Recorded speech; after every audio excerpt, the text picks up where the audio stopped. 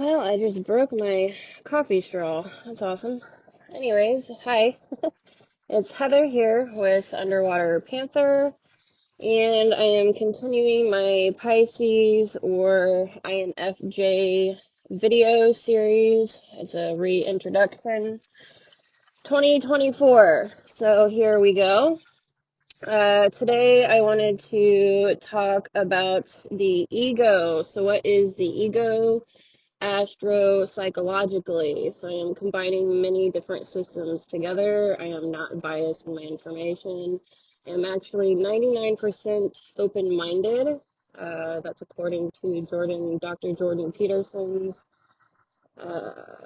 five-trait personality testing. He gets into the big five theory with the personality typing. So anyways, I'm going to break down the ego. So this is the ego or sun sign briefing. The ego is our order or autopilot function. Okay, so we figure out our ego through astrology using the month and day one was born, the house the sign is in based on our natal chart, and flavor it heavily with our Mercury sign, which helps with subtyping the type of ego. So this is a very important note. Really, I have done probably 300 at least or so birth charts at this point. I've done many, not only birth charts, but relationship charts, charts for parents' children, as well as my own. I've done my whole entire family, immediate family, I should say. So I look at psychology as like DNA as well. Where are we getting our psychological, nurturing or just nature in general?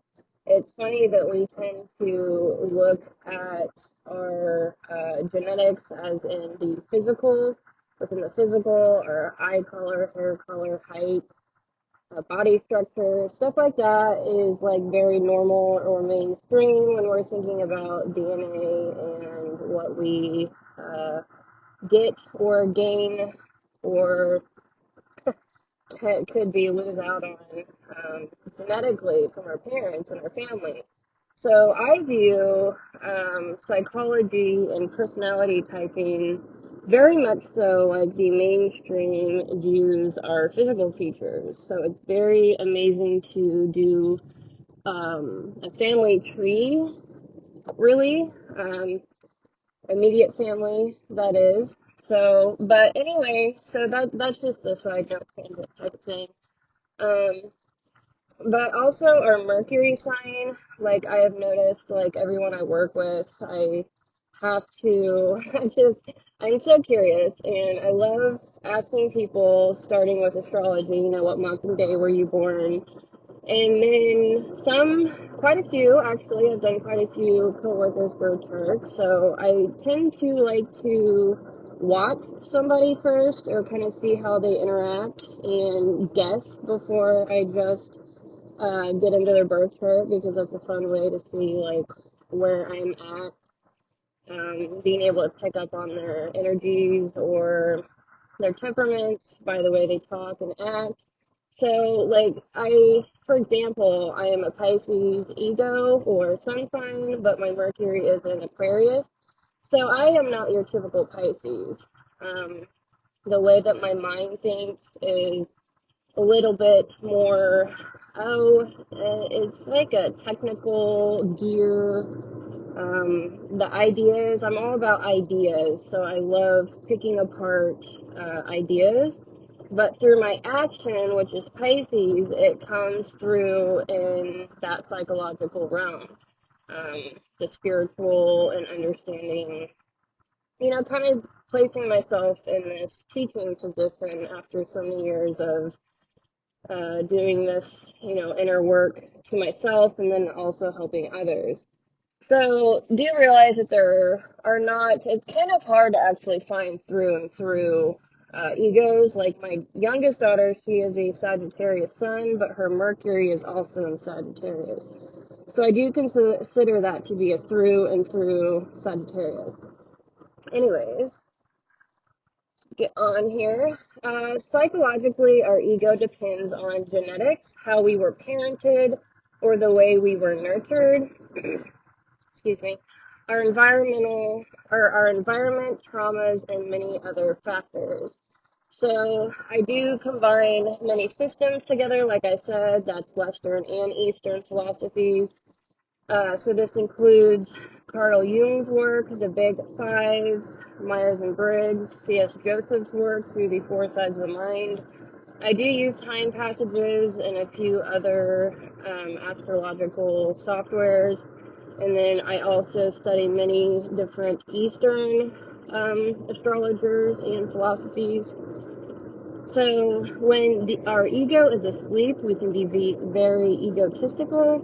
When our ego is waking, we are becoming more self-aware. And then when our ego is fully awake, we are in our goodwill. So we are not selfish and only striving for ourselves and our own goals. We're actually sharing with others and trying to do good in the world.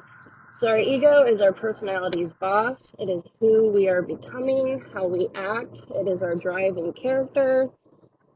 And honestly, this is like the most scary part. We're only like, our conscious ego mind is only about 10%, because then you have your subconscious and your unconscious, and then even your super ego. So it's like, literally, we're only like 10% conscious. And does that not scare you? Because that kind of scares me. Anyways, I am striving so hard not to be an animal. You know what I mean? So the sun sign guides our personality, characteristics, essential qualities, and actions in skill development, professional career, competition, all forms of social interactions, the ego, creativity, and logic. But I do have to throw in Mercury with that as well. And I will be breaking down Mercury in depth. So the ego or sun sign is the most conscious part of your personality, where your common sense and reasoning live, and allows you to organize your thoughts and use them to make judgments on the external world. So really, our ego is not the enemy. It can be. There's like four sides to our ego. We have the hero, parent, child, inferior cognitive functions. So the inferior is where we can really get most of our fears and insecurities from, but that's not the majority of our ego. So do realize that our ego is extremely important, and that's what helps us organize our world. The ego or sun sign is our uniqueness and potential mastery. This is our strongest, when healthy, dominant domain of your mind. So it represents your approach and overall nature in this life. We identify with it strongly and have the potential to live consciously through it by personal and spiritual growth, development, fine-tuning, and integration. So the ego doesn't develop until the child realizes that they are more than their guardians, which is certainly after infancy, around 1 year old or so. 1 year old, excuse me. Prior to that, they are functioning in their id, or animal nature. So our id, really, you can align that with our rising sign.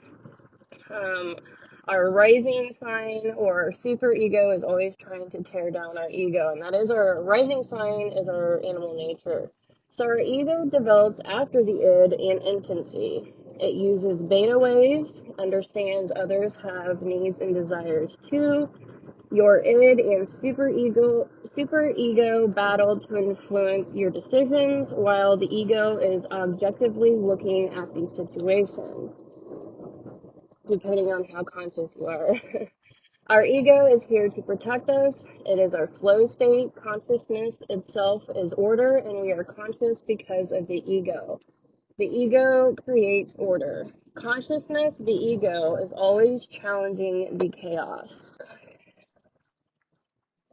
I always have to do these videos while I'm driving because I have no other time. Okay, so thank you for working with me on this. All right, so our ego's main priorities. So number one, control. The ego has the job of controlling and regulating instinctive impulses. So that would be our animalistic natures. Number 2, adaptation. The ego relates to the external and internal realities and tries to adapt to them. And then number 3, integration. This refers to the ability of the ego to integrate the different aspects of ourselves and our life.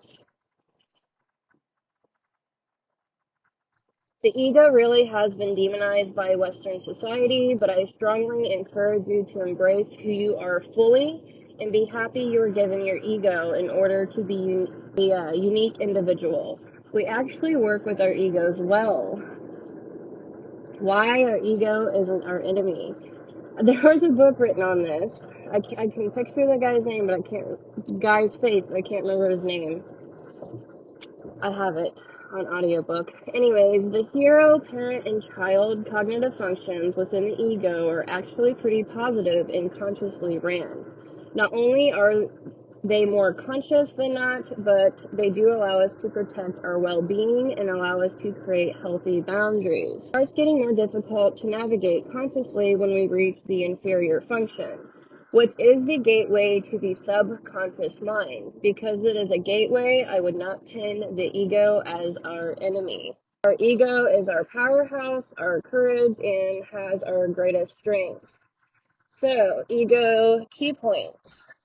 It is the easiest, most accessible part of our mind because it costs the least amount of energy to use.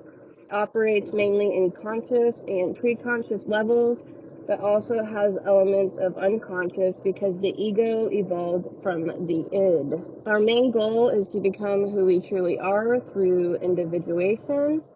Our personality formation comes through struggle, suffering, and sacrifice through courage. Alright, so the next section here, integrating the ego personality. The ego is commonly misidentified with the concept of egocentrism. The selfish trait is actually of a person with a weak and undeveloped ego. To transcend the ego does not mean to erase the ego, as said in Eastern and New Age philosophies. It means to be no longer limited by or to grow beyond in an integrated way. So the conscious ego is synonymous with the conscious mind. The ego is not bad, but necessary for a healthy existence. The ego represents what seems subjectively to be reason and common sense, and is what we recognize as being an I.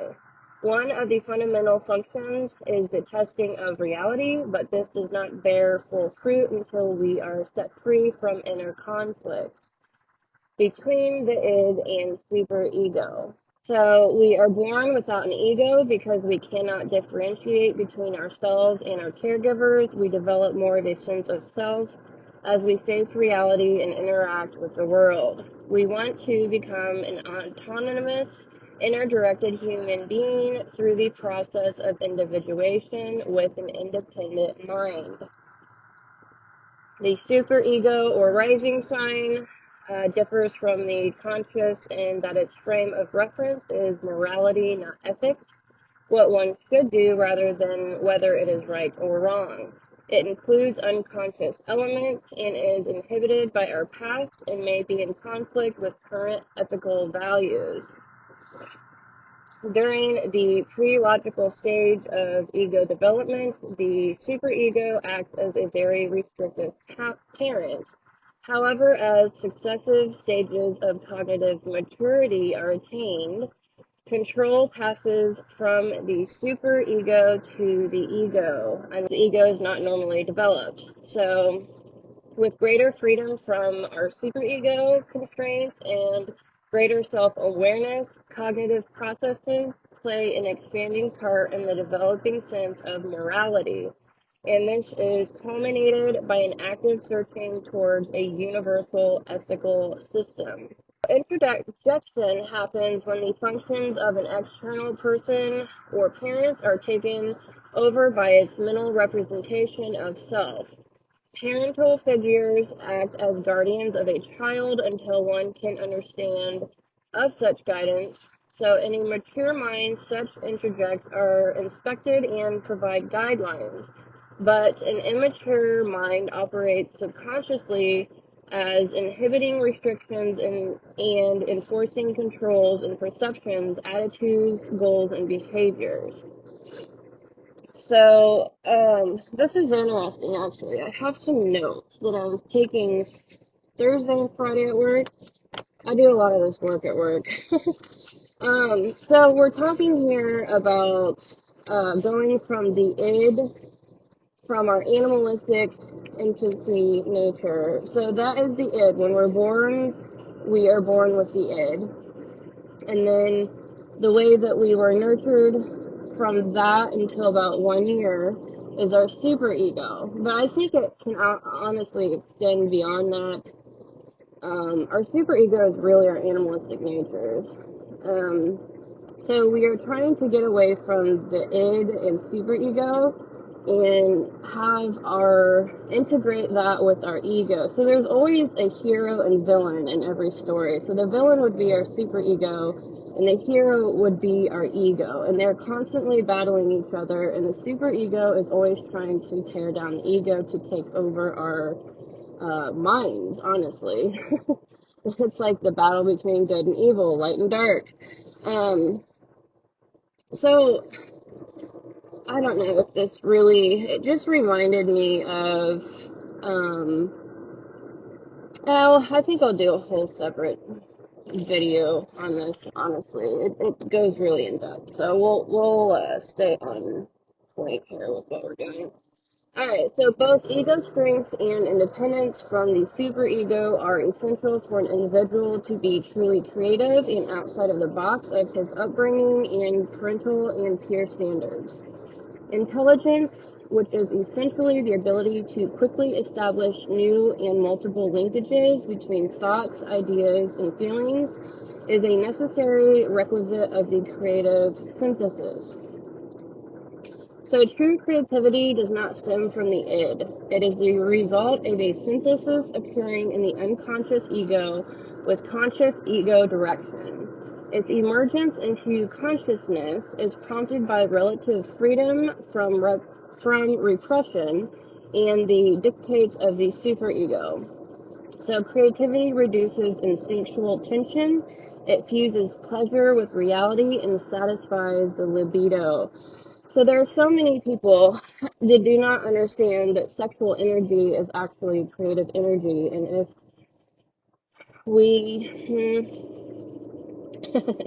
there's so many people that argue so many different ways about this, but that's something I will say that you can be aware of. So our goals with our ego is to return to our true self, regardless of upbringing, and use it in a creative way to ultimately create the reality we envision.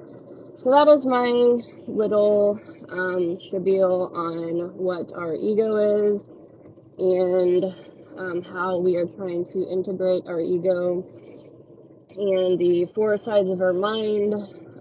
After the ego series, I will be going through the subconscious moon signs and then the unconscious Saturn and Mars, and then also the superego. I do plan on doing this for the rest of my life. This is a lifelong journey. I will forever be a learner and educator in this realm, so this excites me. It's a fire. This is my calling in life. I was watching a video about, they were both, it's Aubrey Marcus. I'm sure some of you know who that is. He invited on a guest. I'm not sure if he was like a monk, but he has lived in the Eastern countries and is very deep into priest work and shamanism and all of that good stuff. And, he gets deep into the soul and God consciousness and all of that. Eventually I will do. I need to like organize my thoughts more on this, but it's like, we have inherently, God consciousness is within everything. It is like the Father. So it's Logos, which is connected to Mercury. And so God instilled within everything a blueprint, and it's an awareness. It's consciousness itself, and there's patterns within that. And then we have our spirits, which is Christ consciousness, and that is the sun. It is what helps us organize God consciousness. And it's Christ consciousness is like, so it's like everything naturally has God consciousness in it. That is the blueprint. And then we come into Earth physically, and so that's like a physical initiation is when we're born. That is our first major initiation. And that's our physical initiation, but then we have to have a spiritual initiation, and Christ consciousness goes hand in hand with the awakening of our Kundalini energy. It is bringing the Logos down all the way through our spinal cord and our chakras, and having our feminine and masculine energies within us not only meet, but also integrate. And after we integrate our own masculine and feminine energies within us, we are then opened up to be able to understand what our soul calling is. And it's interesting because they're saying our soul is full of the archetypes. So the archetypes are the 12 zodiac signs or personality types. There's 16 according to MBCI, but I only use 12 for the sake of astrology. So, like, I was born, that's my first initiation. I already had God consciousness. And then back in 2012, I really started hitting the ground running. There's quite a few people in 2012 that had this, like, soul shift. Ralph, what's his name? Infinite Waters, he had his awakening in 2012, hit the ground running. There's many. Elliot Holst, I think, was another one. Of course, myself included, we all had been doing work for quite a while, but 2012 was a huge, like, portal. It was like an earth or energetic field type of thing. I think it activated some of our DNA. So anyways, the soul is full of the archetypes.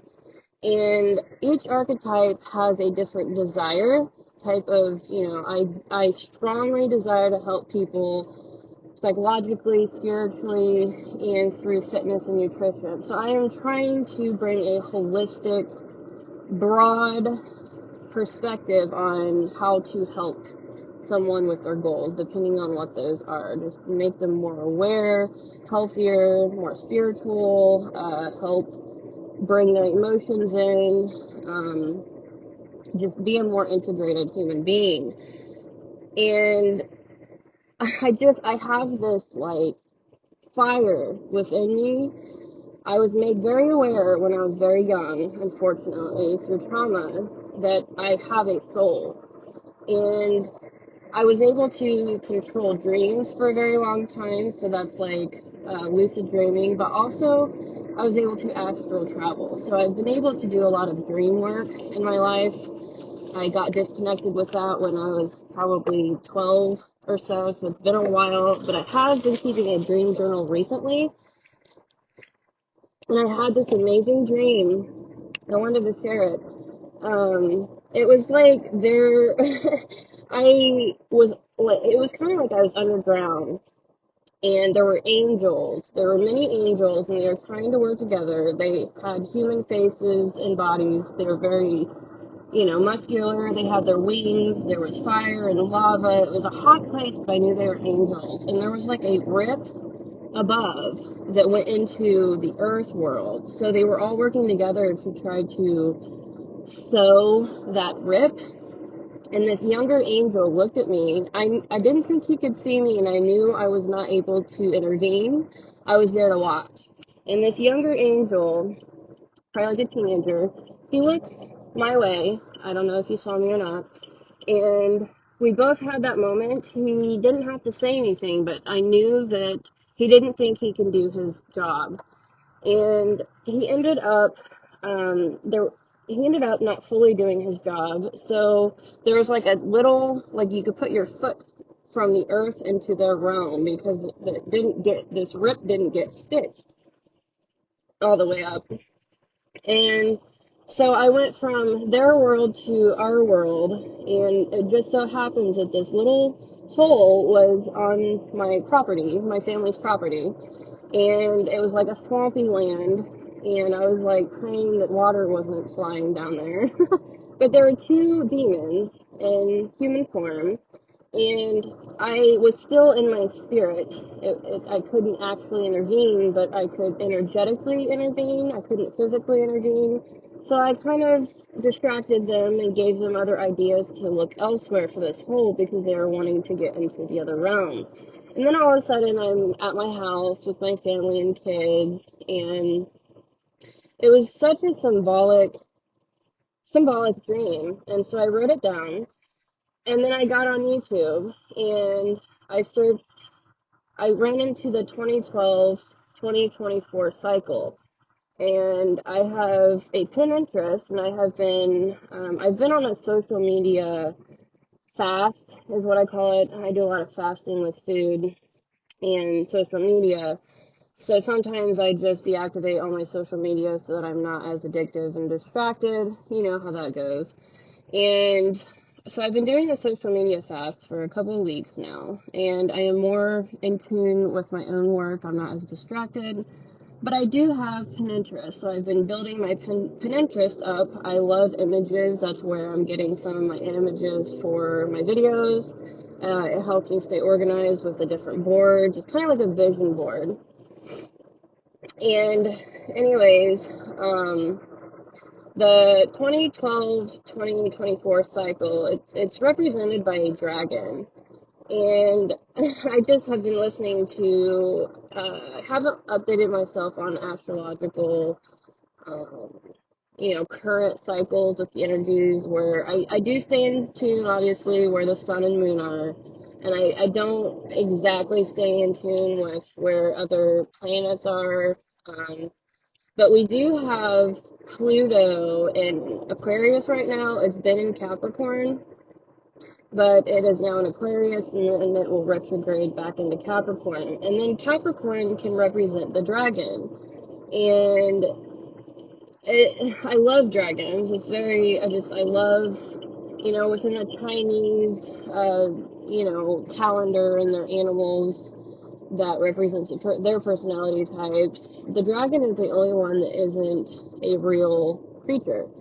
And it's a beautiful, I think we are going into, what I really wanted to say was, we are in a psychological and spiritual warfare. Yes, we are on the ground in other countries. I am from America. We are over there everywhere in actual war. But also, there will always be a psychological and spiritual war. And yeah, so I'm very open-minded, but I'm also very traditional. I don't believe that we should be tearing all the systems down within our government, healthcare. I've studied so deeply into healthcare, the allopathic and naturopathic ways of thinking. I think that we just need to educate people on these things, have them make their own decisions, vote with their dollar and their actions, and not tear down all these systems, but realize who the true greedy, evil people are, and really we need to be connected ourselves with people on our same path that is kind of considered a soul group, be more connected with each other, and really do make a change starting in your own life. And that's starting with yourself. That's my whole point of this whole rant, is you need to understand yourself. And then you can branch out with your goodwill, with your ego, and give to others, connect to others, and start a real revolution psychologically and spiritually. So I hope you like this video, and I will see you next time.